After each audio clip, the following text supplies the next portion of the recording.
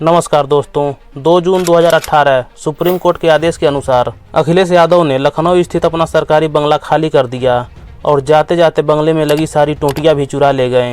हालांकि टोंटियों के साथ साथ उस बंगले में तोड़फोड़ भी हुई थी और उस बंगले से टाइल्स, एसी और टोंटियां गायब थी, जिस पर अखिलेश यादव ने भी कहा था कि जो चीज़ें हमने उस बंगले में लगाई थी हम केवल वही लेकर गए हैं।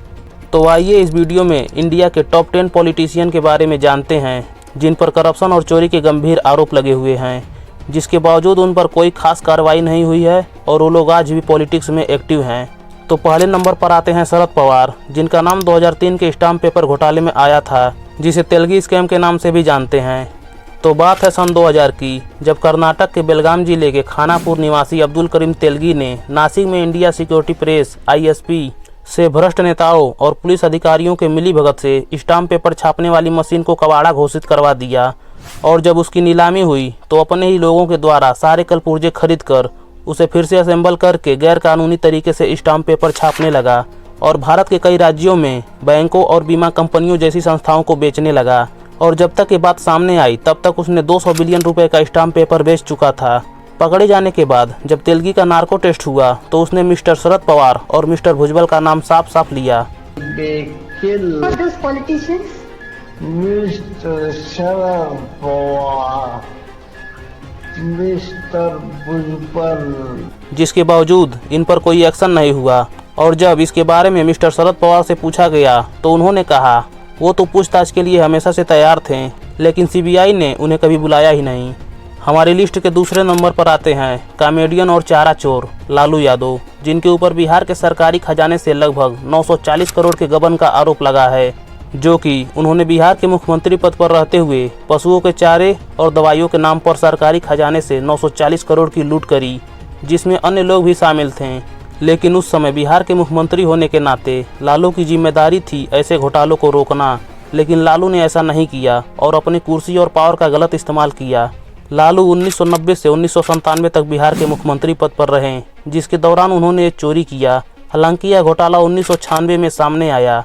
3 अक्टूबर 2013 को लालू को 5 साल की कैद व 25 लाख रुपए की जुर्माने की सजा सुनाई गई। और यही नहीं, लालू और उसके परिवार पर और भी कई घोटालों के मुकदमे लगे हुए हैं, जैसे IRCTC घोटाला, नौकरी के बदले जमीन और भी कई घोटाले शामिल हैं। अगर कोई आम आदमी चोरी के केस में दोषी साबित हो जाता है तो उसकी पूरी जिंदगी भी बर्बाद हो सकती है। लेकिन दूसरी तरफ लालू का परिवार है जो हजारों करोड़ के घोटालों के बावजूद ऐशो आराम की जिंदगी जी रहे हैं और चुनाव भी लड़ रहे हैं। हमारे लिस्ट के तीसरे नंबर पर आते हैं मुलायम यादव, समाजवादी पार्टी के संस्थापक, उत्तर प्रदेश के पूर्व मुख्यमंत्री, भारत के पूर्व रक्षा मंत्री। मुलायम यादव का नाम भी कई घोटालों में सामने आता है। मुलायम यादव पर आरोप है कि रक्षा मंत्री रहते हुए उन्होंने टाटा ट्रक घोटाला किया था। यहाँ ध्यान देने वाली बात है कि मैं टाटा ट्रक की बात नहीं कर रहा, मैं टाटा ट्रक की बात कर रहा हूँ, जो कि चेक गणराज्य की कंपनी है जो हैवी ऑफ रोडिंग व्हीकल बनाती है। आरोप है कि retired lieutenant general Tejinder Singh ने पूर्व सेना प्रमुख जनरल BK सिंह को 2010 में 1676 टाटा ट्रकों की खरीद की मंजूरी देने के लिए सेना प्रमुख जनरल BK सिंह को 14 करोड़ की रिश्वत पेश की गई थी, जिसमें मुलायम यादव का नाम भी सामने आता है। हालांकि मुलायम यादव का नाम कहीं भी लिखित तौर पर सामने नहीं आया। हमारे लिस्ट के चौथे नंबर पर हैं जयललिता। 1982 में अपने गुरु MG रामचंद्रन के मार्गदर्शन में AIADMK पार्टी के जरिए राजनीति में कदम रखा। पहली बार 1991 में CM बनी और कुल अपने जीवन काल में 6 बार तमिलनाडु की CM रहीं। जयललिता पर आरोप है कि 1991 से 1996 के कार्यकाल के दौरान उन्होंने अपने सत्ता का दुरुपयोग करते हुए तमिलनाडु लघु उद्योग निगम तांसी की जमीन सस्ती दरों पर अपनी फर्म जया पब्लिकेशंस के लिए खरीदे। यह मामला यह दर्शाता है कि कैसे एक सामान्य व्यक्ति को अगर पावर मिल जाए तो वह उसका दुरुपयोग किस हद तक कर सकता है। 2003 में सबूतों के अभाव होने के कारण सुप्रीम कोर्ट ने उन्हें बरी कर दिया, लेकिन इसका यह मतलब बिल्कुल नहीं है कि वे दोषी नहीं थी। हमारे लिस्ट के 5वें नंबर पर है मायावती, बहुजन समाज पार्टी BSP की राष्ट्रीय अध्यक्ष और उत्तर प्रदेश की 4 बार CM रह चुकी मायावती पर भी घोटालों के आरोप लगे हैं। आरोप है कि 2007 से 2012 के कार्यकाल के दौरान मायावती ने स्टैचू, मूर्ति और स्मारक के नाम पर घोटाला किया था। मायावती ने अपने कार्यकाल के दौरान नोएडा और लखनऊ के पार्कों में 130 विशाल हाथी की प्रतिमाएं स्थापित कराई थीं, जो कि मायावती के पार्टी की चुनाव चिन्ह है, और साथ ही साथ अपने गुरु और खुद की भी मूर्तियां लगवाई थीं। मतलब अलग ही लेवल का घोटाला किया। खुद की पार्टी की चुनाव चिन्ह और खुद की मूर्तियां लगाकर जनता को लूट लिया। आरोप यह है कि जब इन मूर्तियों की जांच कराई गई तो जिन प्रतिमाओं की कीमत 5 लाख होनी चाहिए उन्हें इन्होंने 60 लाख रुपए प्रति प्रतिमा के हिसाब से खरीदा था, यानी हर मूर्ति में 55 लाख का घोटाला हुआ था। अखिलेश यादव का कहना था कि इन प्रतिमाओं के पीछे 40,000 करोड़ तक के घोटाले हो सकते हैं, क्योंकि उन मूर्तियों के साथ साथ वो जमीन भी तो घोटाले में आएगी जिस पर उन मूर्तियों को स्थापित किया गया था। 2013 में यूपी लोकायुक्त की रिपोर्ट में कहा गया कि स्मारकों के निर्माण में करीब 1400 करोड़ रुपए की धांधली हुई। इसमें बसपा के तत्कालीन मंत्रियों निजामुद्दीन सिद्दीकी और बाबू सिंह कुशवाहा सहित 199 लोगों को दोषी ठहराया गया था। 2019 में सुप्रीम कोर्ट ने कहा कि मायावती को अपनी हाथियों की मूर्तियों पर खर्च किया गया सरकारी पैसा सरकार को वापस करना चाहिए। फिलहाल ये मामला शांत है। हमारे लिस्ट के 6ठे नंबर पर आते हैं पीवी नरसिम्हा राव, भारत के 9वें प्रधानमंत्री और भारत के पूर्व विदेश मंत्री, गृह मंत्री, रक्षा मंत्री और मानव संसाधन विकास मंत्री।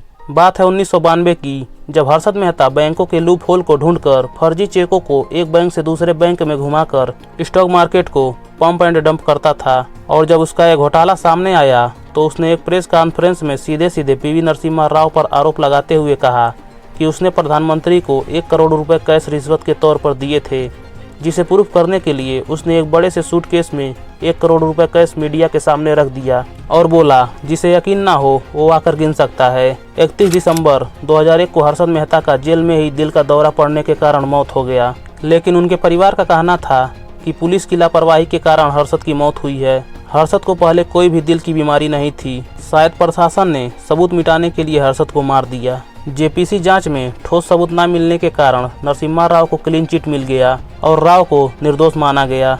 हमारे लिस्ट के 7वें नंबर पर आते हैं अजित पवार, शरद पवार के भतीजे, महाराष्ट्र के कद्दावर नेता। अजित पवार ने महाराष्ट्र में 6 बार उप मुख्यमंत्री के पद पर कार्य किया है। ये बात है 1999 से 2009 के बीच की, जब अजित पवार महाराष्ट्र के सिंचाई मंत्री थे। तब उन्होंने सिंचाई परियोजनाओं के नाम पर 70,000 करोड़ का घोटाला किया था, जिसमें परियोजनाओं की लागत को अधिक दिखाना और टेंडर केवल अपने करीबियों को देना शामिल था। ये घोटाला 2012 में सामने आया, जब महाराष्ट्र के आर्थिक सर्वेक्षण में पता चला कि 70,000 करोड़ खर्च करने के बावजूद भी सिंचाई क्षमता में केवल 0.1% की वृद्धि हुई। इस मामले की जांच अभी चल ही रही थी कि 2019 में अजित पवार महाराष्ट्र के डिप्टी सीएम बनते हैं, और जिसके तुरंत बाद एसीबी ने 9 मामलों की फाइलें बंद कर दी और अजित पवार को क्लीन चिट मिल गया। हमारे लिस्ट के 8वें नंबर पर आते हैं अरविंद केजरीवाल, आम आदमी पार्टी के संस्थापक और 3 बार दिल्ली के सीएम रह चुके अरविंद केजरीवाल ने अपना राजनीतिक सफर भ्रष्टाचार विरोधी आंदोलन से शुरू किया और सत्ता में आने के बाद खुद भ्रष्टाचारी बन गए। आरोप है कि दिल्ली सरकार ने नवंबर 2021 में जब नई आबकारी नीति लागू की तो उसमें उन्होंने 100 करोड़ का घोटाला किया। पुरानी लिकर पॉलिसी के अनुसार दिल्ली में कुल 864 लिकर शॉप थी, जिनमें से 475 सरकारी और 389 प्राइवेट शॉप थी और 6-7 लाख में लॉटरी सिस्टम से एक शॉप मिलती थी। लेकिन नई पॉलिसी में सारी शॉप को प्राइवेट कर दिया गया और एक शॉप की कीमत 5 करोड़ से शुरू किया और लॉटरी सिस्टम की जगह ऑक्शन सिस्टम को लाया गया, जिसमें जो ज़्यादा बोली लगाएगा शॉप उसकी होगी, जो बाद में चलकर फेल हो गया। और इसी घोटाले में केजरीवाल ने लिकर माफियाओं से 100 करोड़ का रिश्वत लिया।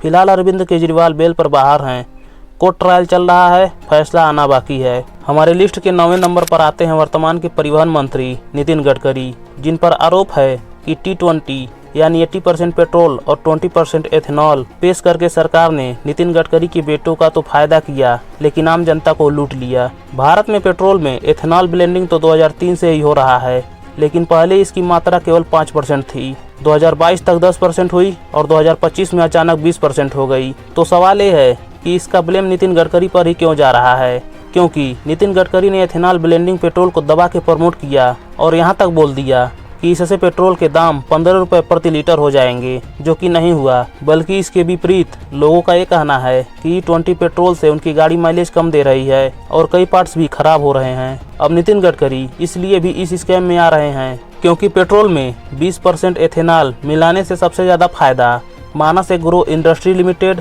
और सियान एग्रो इंडस्ट्री लिमिटेड को हुआ है।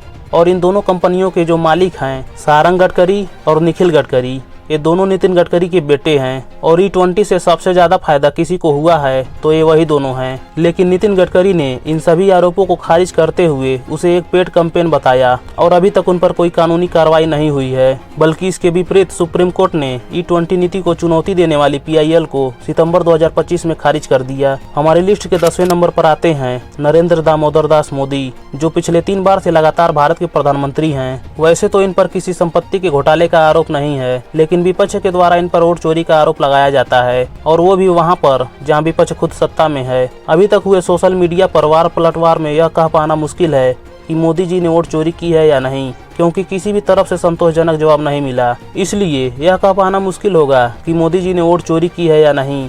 वैसे कोई भी पॉलिटिशियन सत्ता में रहकर जनता के पैसे चोरी ना करे, घोटाले ना करे।